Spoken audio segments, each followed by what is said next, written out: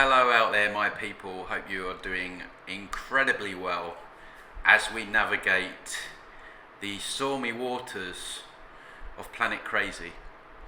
Yeah, honestly, I hope you're doing really well. I hope you're making the best of it. I hope you're getting creative and doing the things that you enjoy, because this is your last time here. I'm confident of that anyway. If you make the right choices and you don't get stuck in your feels.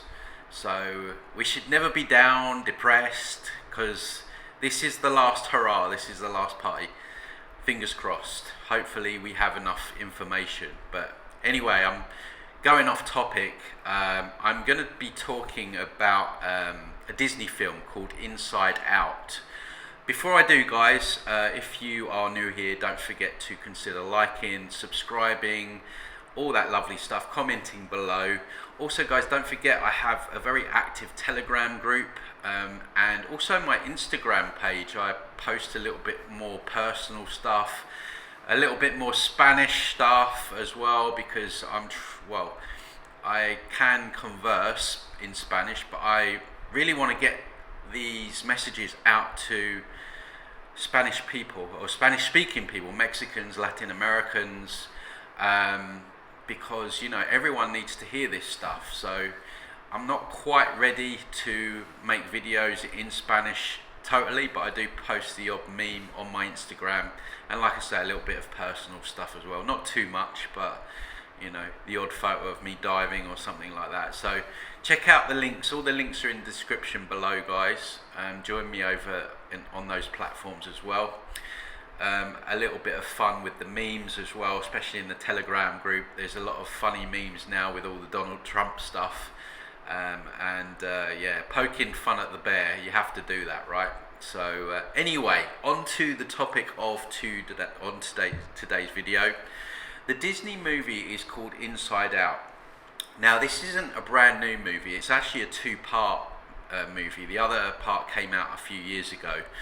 And obviously I know Disney is satanic and yada yada yada, Disney was a pedo and all that stuff, right? I know all that. But they do put truths in our faces in terms of series, Netflix documentaries, and, well, half-truths in that sense. But we know that they put stuff in movies to kind of tell us what's going on. And they did this with the film Soul, with the soul trap to lure the children. I mean, it's so evil to lure children into thinking that when they see the false light, when they pass over, they're already brainwashed by Disney to go to the light. I mean, evil is really an understatement for that film. And of course, they present it in such a fluffy and light way.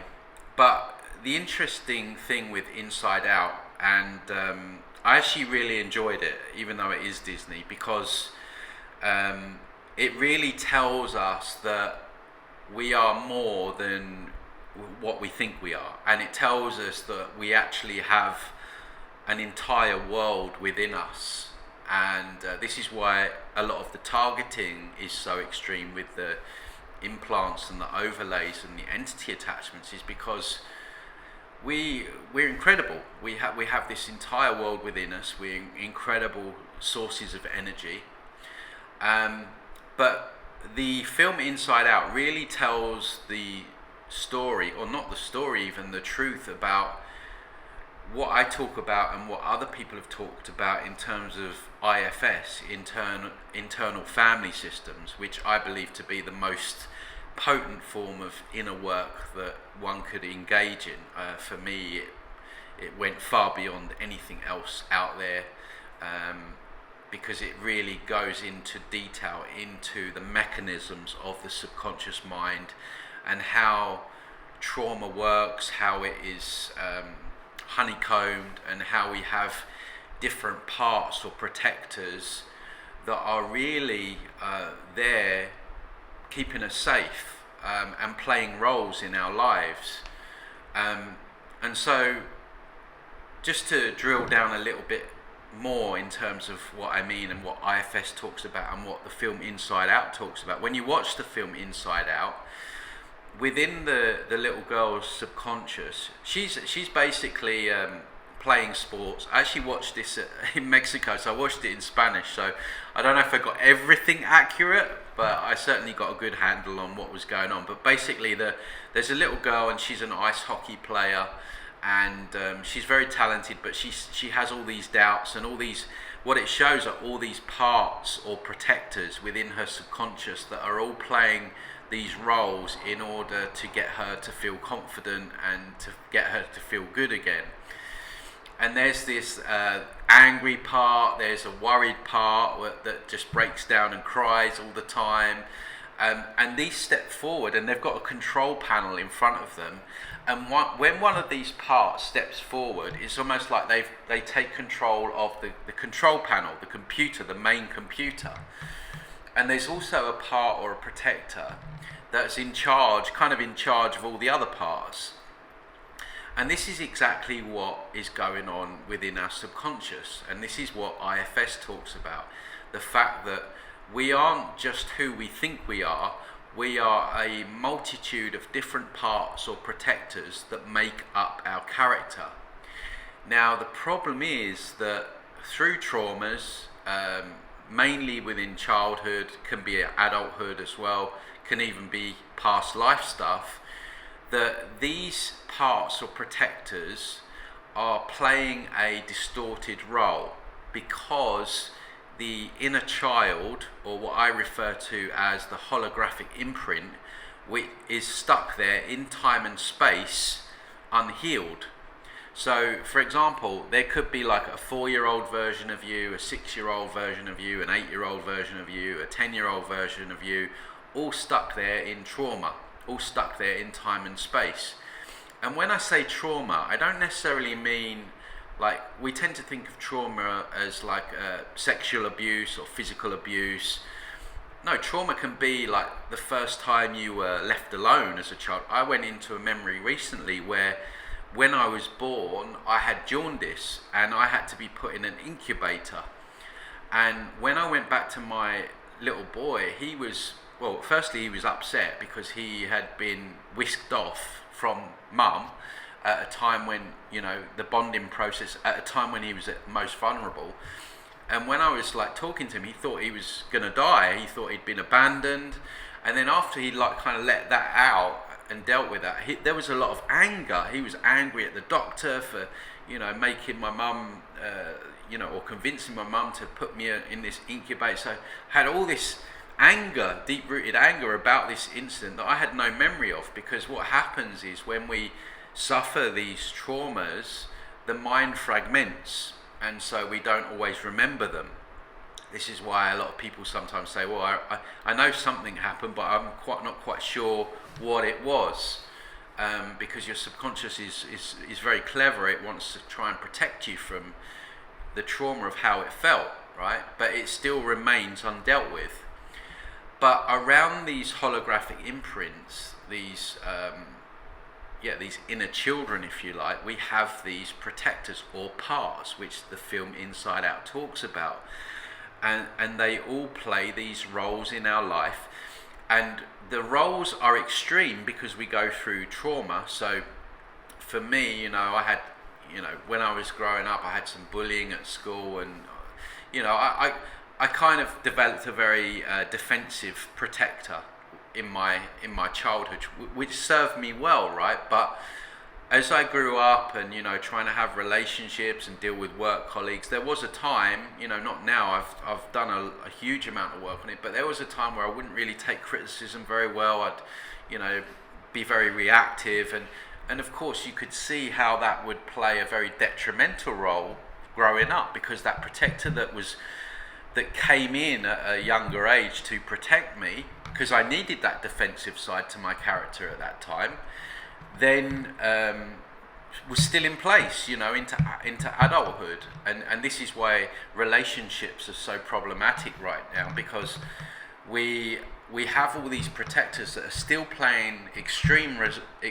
roles from childhood, and so they're still there as an adult, and this is why we get triggered. And this is why a lot of relationships have almost become combative, because the protectors are at odds with each other.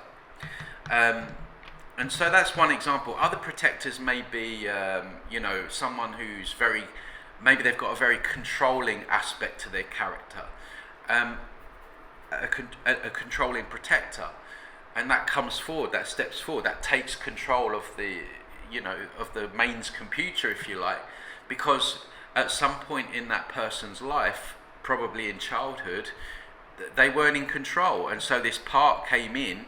The subconscious created this part, this protector, to play a very controlling role.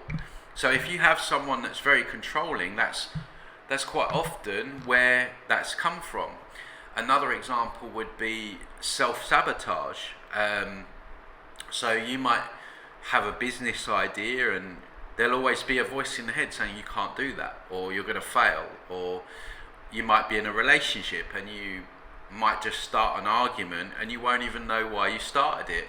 Well, that's because there's a self-sabotage protector in place, and that is playing the role of, rather you get hurt from someone outside of you, you hurt yourself first. So that remains in control. They're in control of any hurt, right?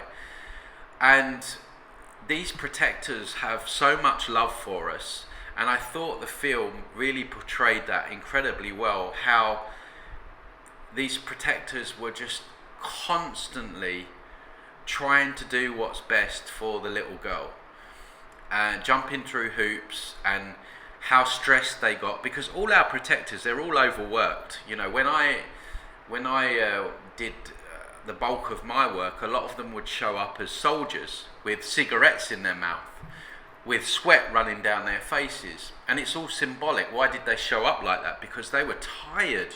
They were tired of playing these roles for me. They don't want to be playing these roles. They want to be playing their more natural role, their more positive role. So often with these protectors, when you go in and you heal the holographic imprint, the protector will change form.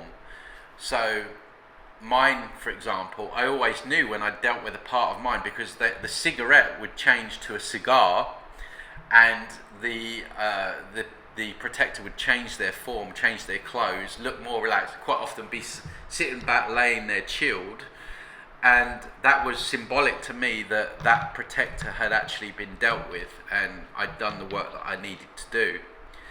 And I've worked with many people down the years where they've had, sometimes the protectors can take on like quite an ugly role, which can look like an entity attachment, but they're not entity attachments, because the reason they're showing up as ugly is because the role that they're playing is ugly. A lot of the time they may show up as like a shadowy figure, or kind of like with a hood, because they don't want to be seen.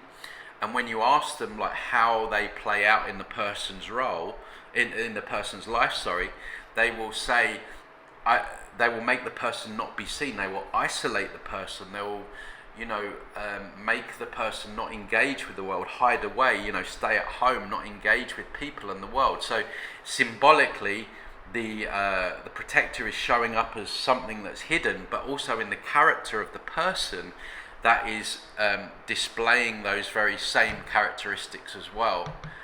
And for me, IFS is such incredible work, and these protectors go through a human life without even being acknowledged, without even being known about. They have such unconditional love for us that they're constantly fighting our battle, playing these roles in these distorted, stressful ways, and they don't want to be playing their roles in that way, but they do, because they love us so much. And this is portrayed in the film Inside Out. You just see the unconditional love that the protectors have for the girl, and they really are her biggest cheerleaders when eventually at the end of the film she's successful or whatever, and they're so happy for her. And I think it was a very telling film, and I think it's a very good one it really explains you know, just what goes on within our subconscious, and in the fact that we have a whole team that are batting for us within us, but we can help them by doing the work that we need to do, and yeah, addressing the inner children that are stuck there in time and space, and reparenting them, because these holographic imprints, they're stuck there in trauma, and they've been stuck there all our lives. You know, that 3-year-old, or that one when I was born, that's been there all my life. So they remain there, so the protector remains playing its role.